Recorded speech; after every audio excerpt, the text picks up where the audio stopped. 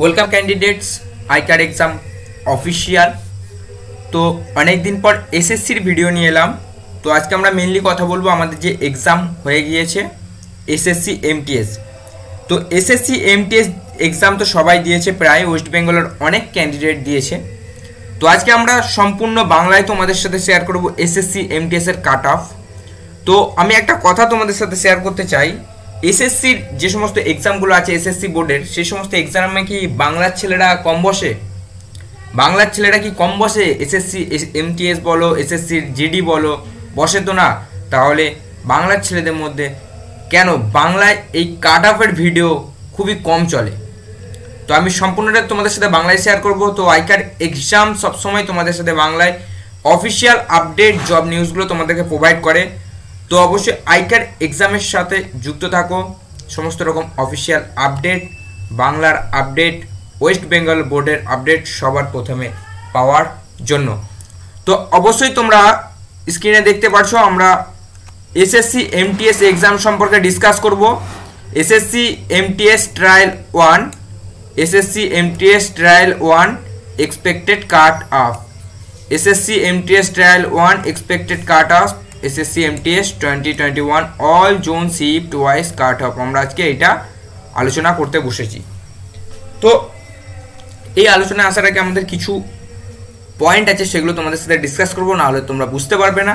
তো কী সেই পয়েন্টগুলো তোমাদের সাথে আমি পয়েন্ট টু পয়েন্ট তোমাদের সাথে আমি ডিসকাস করছি। তো এসএসসি এমটিএস কাট অফ জানতে গেলে আমাদের কিছু দিক জানতে হয়। কাট অফ কোন কোন বিষয়ের উপর নির্ভর করে, কাট অফ কোন কোন বিষয়কে ভিত্তি করে আসে।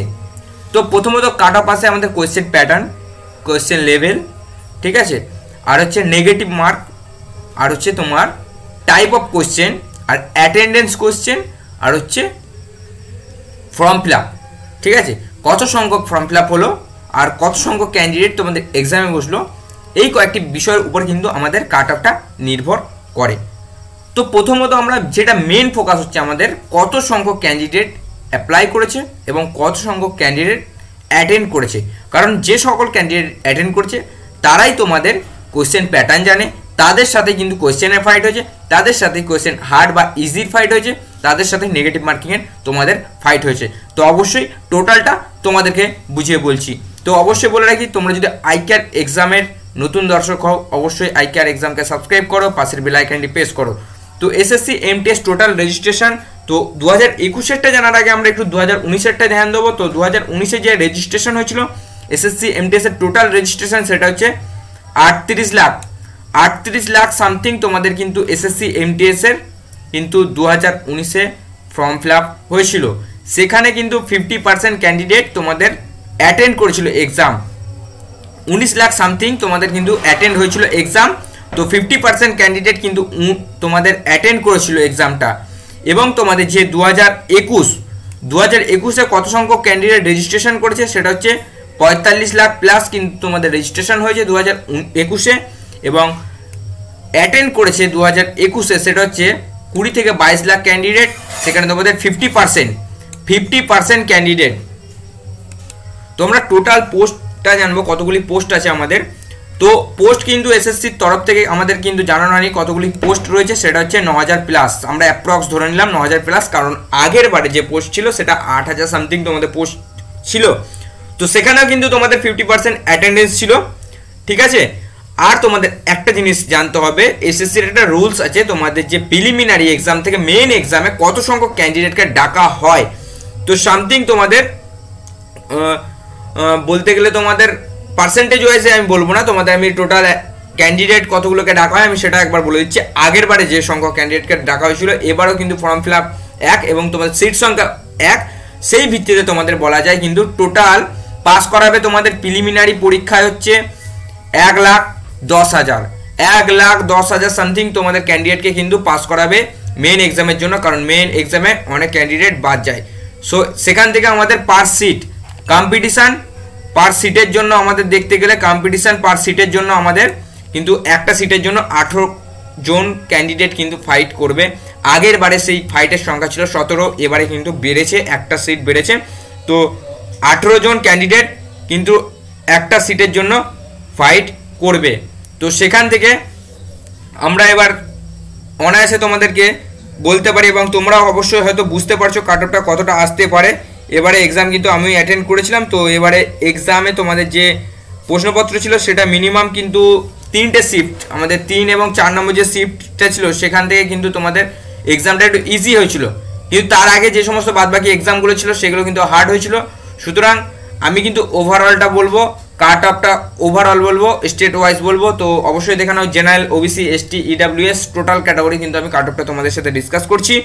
তো এবারে আমারও অভিজ্ঞতার ভিত্তিতে তোমাদেরকে জানানো যায় যে জেনারেল ক্যাটাগরি যে সকল ক্যান্ডিডেট আছো, তো জেনারেল ক্যাটাগরি যে সকল ক্যান্ডিডেট আছো তাদের কিন্তু কাট অফ মিনিমাম কিন্তু 70+, ঠিক আছে, 70+ কাট অফ। এবার কোথা থেকে কি বলা হচ্ছে আমি জানি না, কিন্তু আমি আইক্যাট এক্সামের তরফ থেকে কিন্তু তোমাদেরকে 70+ কাট অফ, এটা আমার অভিজ্ঞতার ভিত্তিতে তোমাদেরকে জানাচ্ছি। এবং ওবিসি ক্যাটাগরি যেটা বলতে পারি, ওবিসি ক্যাটাগরিরও কিন্তু 70-র আশেপাশে, ওবিসি ক্যাটাগরির কিন্তু কি 70-র আশেপাশে তোমাদের কিন্তু কাট অফ থাকবে, এটা কিন্তু অবশ্যই মাথায় রেখো। এবারে প্রশ্নপত্র কিন্তু খুব একটা সোজা হয়নি বা খুব একটা ইজিও হয়নি, শুধু 3 আর 4 নম্বর শিফট বাদ দিয়ে আমি কথা বলছি, ঠিক আছে।